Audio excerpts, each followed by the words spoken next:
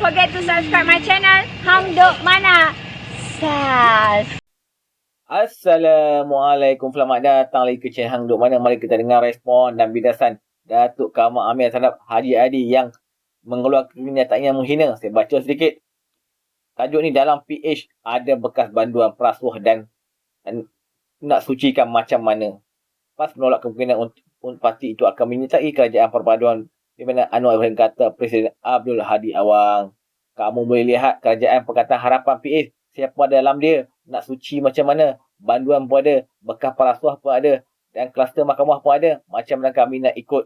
Kalau kita nak bersihkan najis, tak boleh masuk dalam tong najis, kata Abdul Hadi pada sidang media selepas majlis Parlimen Muktamar PAS. Okey, mari kita dengar respon daripada Datuk Kamal Amir. Dia akhirnya tak komen macam biasa. Boleh lihat kerajaan Pakatan Harapan, siapa dalam dia, cuci macam mana. Banduan pun ada, bekas rasuah pun ada, masih kluster mahkamah pun ada. Macam mana kami nak ikut? Kalau kita nak bersihkan najis, tak boleh masuk dalam tuan najis. Tok cakap terdengar je. Saya cukup kecewa lah, saudara. Kita tak pernah pun menuduh parti PAS dengan tuduhan yang bukan-bukan. Tak mudah pun kita menuduh yang bukan-bukan sebab kita merasakan menghormati mereka. Pemimpin yang saya rasalah orang yang dekat dengan agama dan sebagainya. Tapi rupanya lagi dekat mereka dengan agama, lagi teruk bahasa mereka. Saya amat kecewa hari ini apabila Presiden PAS, Tan Sri Hadi Awang, menuturkan kenyataan. Saudara, dengan dia menyifatkan PAS tidak mampu untuk membersihkan kerajaan perpaduan yang sudah sedia tercemar. Apabila nak menjawab persoalan apakah PAS akan bekerjasama dengan kerajaan perpaduan. Dan ini adalah sebagai reaksi kepada kenyataan Datuk Dr. Ashraf Wajidi. Sebab Datuk Ashraf Wajidi melontarkan pandangan bahawa kalaulah PAS menyertai kerajaan perpaduan ini macam-macam. Sekejap lagi saya akan baca apa kenyataan Datuk Seri Dr. Ashraf Wajidi. Tapi bila ini Tan Sri Hadi Awang, dia mengatakan, dia kata tidak mungkin PAS mampu menyertai kerajaan perpaduan dan untuk membersihkan UMNO. Dia kata kamu boleh lihatlah kerajaan Pakatan Harapan, siapa dalamnya, cuci mana. Ada dalam tu ada bekas banduan, ada kluster mahkamah, macam-macam. Macam mana kami nak sertai katanya. Jadi dia menyifatkan kalau nak bersihkan najis, tak bolehlah masuk dalam tong najis. Saya dengar begitu, astagfirullahalazim. Sampai begitu hina sekali. Hina sekali pandangan pimpinan daripada PAS terhadap kerajaan hari ini. Yang beranggapan seolah-olah seperti tong najis katanya. Jadi mereka menjadi menteri dalam tu hina. Saya rasa sudah sampai masanya lah Anwar Ibrahim. Tak payah nak bercakap lah. Tak ada keperluan untuk bersama dengan PAS kalau inilah sikap mereka.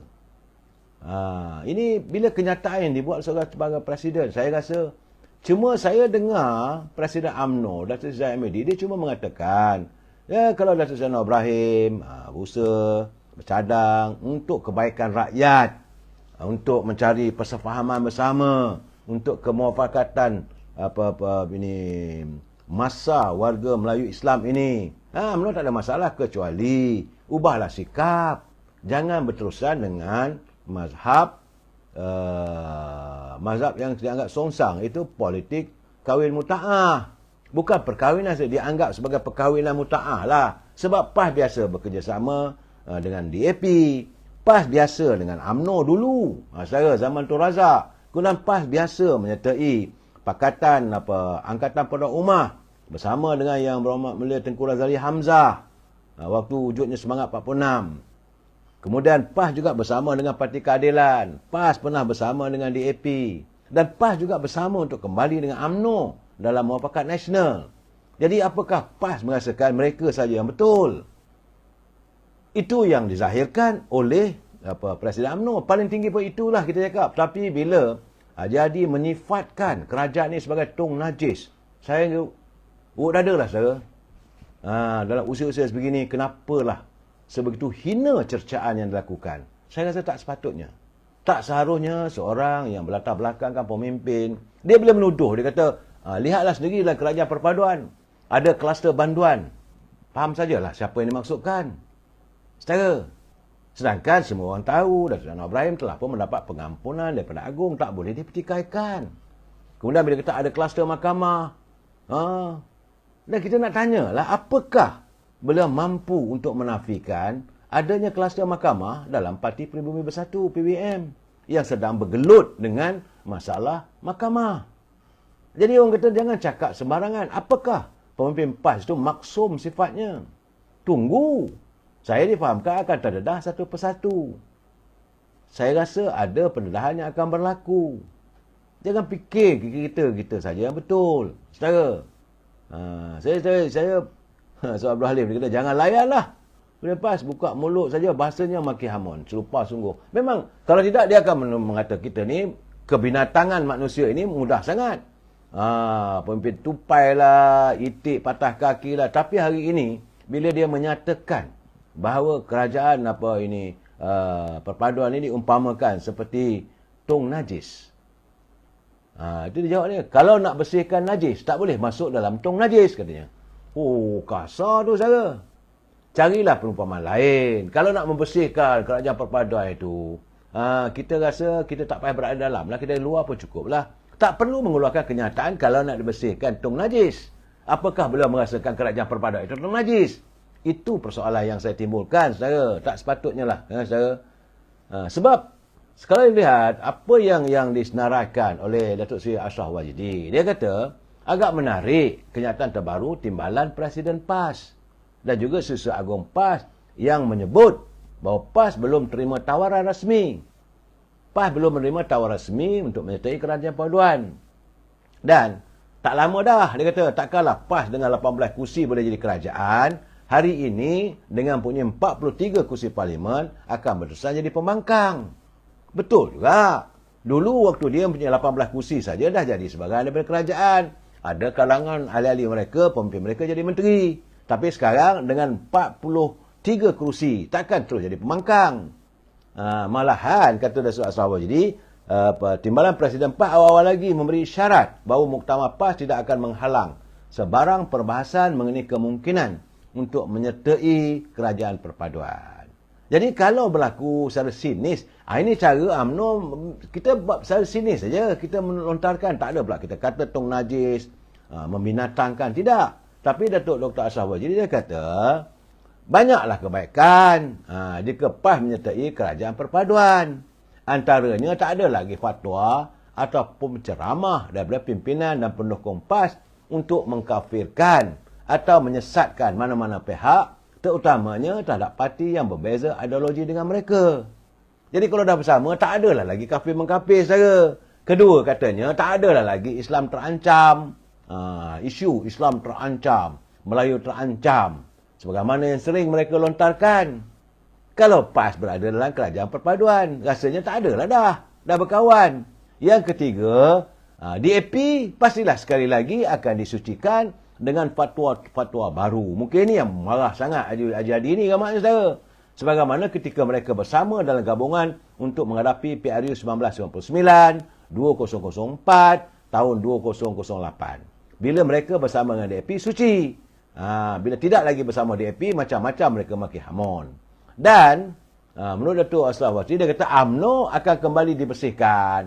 Dan tiada lagi lah kata-kata nista terhadap UMNO. Label-label seperti sesat, kafir, ahli neraka, munafik dan pelbagai lagi gelaran yang dikaitkan dengan binatang apabila sudah kembali menjadi rakan sebagaimana pengalaman 22 bulan dalam kerajaan muafakat nasional dan penyatuan ummah. Itu bayangan Dr. Ashraf Wajidi kalau berpas menyertai. Mungkin dia rasa tersindir. Itu bila setepek kena ke muka dia, saudara.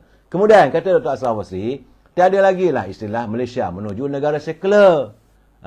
Kerana bersekongkol dengan parti DAP yang dilabelkan kafir dan sekular.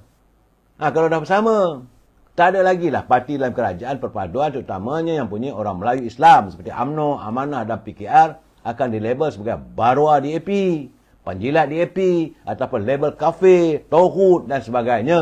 Kalau PAS sertai kerajaan perpaduan, saudara. Jadi, tentulah waktu itu Datuk Seri Anwar Ibrahim akan dijulang oleh PAS sebagai pemimpin Islam yang suci dan bersih sewaktu bagaimana waktu PRU ke-10, ke-11 dan 12 dulu. Semua ini pasti akan menurunkan suhu politik, kata Datuk Seri Dr. Ashraf Wajidi. Jadi kenyataan itu yang dikeluarkan, dia terasa sangat tertampar. Sebab selama ini mereka menyatakan macam-macam. Itu keadaannya. Sebagaimana hari ini sekarang dah baik dah dengan Dr. Mahathir. Dulu, Maha Zalim, Maha Fir'aun, macam-macam lah dia maki Hamun. Dr. Mahathir pun mengatakan, PAS, Parti Ajaran Sesat. Hari ini Dr. Mahathir sendiri hadir dalam muktamar PAS. Malahan, apabila diumumkan kehadirannya, diumumkan ketibaan yang amat berbahagia, Tun Dr. Mahathir Mohamad. Takbir! Allahu Akbar! Aduh, saya tengok benda begitu, saya geleng kepala. Begitulah mudahnya manusia melupakan sesuatu hanya atas kepentingan politik. Sedangkan sebelum ini Tuhan saja yang tahu. Kita malah saya tak nak mengungkit saya. Tapi itulah realitinya saya. Bila ketibaan Dr. Mahathir itu disambut sebagai seorang wira yang suci. Tak ada lagi cacat dan celah saya. Saya bukan nak mengenai, tapi saya kata itulah kemunafikan politik. Kemunafikan politik. Pimpinan apabila mereka sanggup mensucikan sesuatu yang selama ini terbuku di hati hanya kerana untuk kepentingan politik. Terpulanglah pada rakyat untuk melihat bagaimana keadaannya sekarang. Itu gambarannya. Bagaimanapun saudara, saya dalam keadaan begini, saya ingin mengucapkan takziah kepada keluarga 3 ahli Dewan Muslimat PAS yang menemui ajal waktu kembali daripada muktamar PAS hari ini. 3 anggota Dewan Muslimat PAS, mereka dalam perjalanan dari menghadiri muktamar di Shah Alam. Ketiga-tiganya maut dalam kemalangan di kilometer 390 Lebuh Raya Utara Selatan, berhampiran dengan Pekan Behrang petang tadi saya. Itu dimaklumkan oleh Naib Presiden PAS, Datuk Idris Ahmad, dalam hantaran dalam Facebook berkata, ketiga-tiga mangsa adalah perwakilan daripada Muslimat PAS Sungai Petani Kedah. Sedih saya dengar saya. Ya, dengan keberkatan hari Jumaat, duka cita dimaklumkan Ustazah Taibah Sulaiman, itu Ketua Dewan Muslimat PAS Sungai Petani. Itu Nur Fatihah Nabilah Bukri, Ketua Amirah Sungai Petani, dan Najihah Amzi, penolong sisa 1 Dewan Muslimat PAS Sungai Petani, telah pun kembali ke rahmatullah akibat kemalangan seusai muktamar PAS di Shah Alam. Semoga mereka semua didapatkan di syurga. Amin. Saudara, saya mengajak teman-teman semua, kita sedekahkan Al-Fatihah untuk ketiga-tiga putri-putri yang bagi saya suci mereka dan perlu kembali ke rahmatullah. Kita sedekahkan bacaan Al-Quran, iaitu surah Al-Fatihah, mengiringi perjalanan kembalinya ke pangkuan ilahi. Al-Fatihah. Auzubillahi minasyaitanir rajim. Bismillah.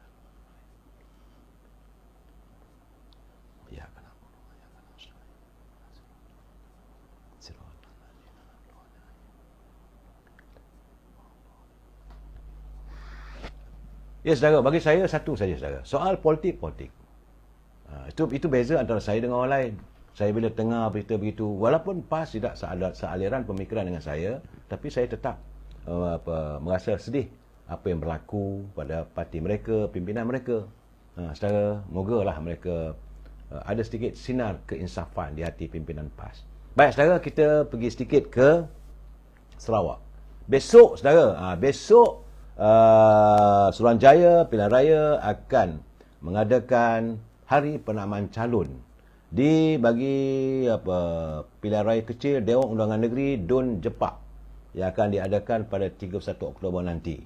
Dan saudara, ini di Pekan Bintulu.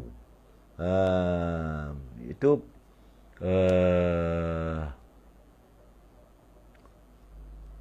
pusat pengundian awal akan dibuka. Ya saudara, pusat pengundian awal tiada pusat pengundian awal akan dibuka. Cuma undi pos saja yang dibuka, kata demikian menurut SPR. Dan proses penamaan calon pilihan raya kecil Jepak akan diadakan di Dewan Suarah Bintulu. Dewan Suarah Bintulu. Bagaimanapun saudara, saya melihat akan bermulalah musim pilihan raya kerana kabarnya ada 3 calon. DPS mengakhiri teka-teki bahawa calon mereka adalah bekas pengarah agensi anti dadah kebangsaan. Itu Cawangan Sarawak, saudara Iskandar Turki diumumkan sebagai calon oleh Presiden PGPS. Sementara itu, dua parti pembangkang tempatan Sarawak sudah pun menamakan calon masing-masing. Dan ini pastilah akan menimbulkan suasana yang agak menarik di Sarawak. Okey, tuan-tuan, komen saya lah. Kita lihat, kenyataan dia. Haji Hadi ni macam dia suci sangat. Macam lah geng PN ni tak ada kluster mahkamah. Macam dia tak pernah buat dosa. Dia rasa dia ni memang dah suci sangat lah. Dah tak dah buat dosa apa semua. Duk menghina orang. Sedap mulut dia Haji Hadi ni. Bila kita mati nanti baru kita tahu kita ni diterima Allah ke tak. Masa hidup ni kita tak tahu kita ni macam mana. Kita yang rasa kita ni hebat sangat, kita ni bersih sangat. Tak boleh kata fikir macam tu, duk menghina orang, menghina PMX kita, menghina Presiden UMNO. Kita tahu itu juga dekat PMX dengan Presiden UMNO. Tuan-tuan, mari menyokong kajian perpaduan dan PMX. Assalamualaikum.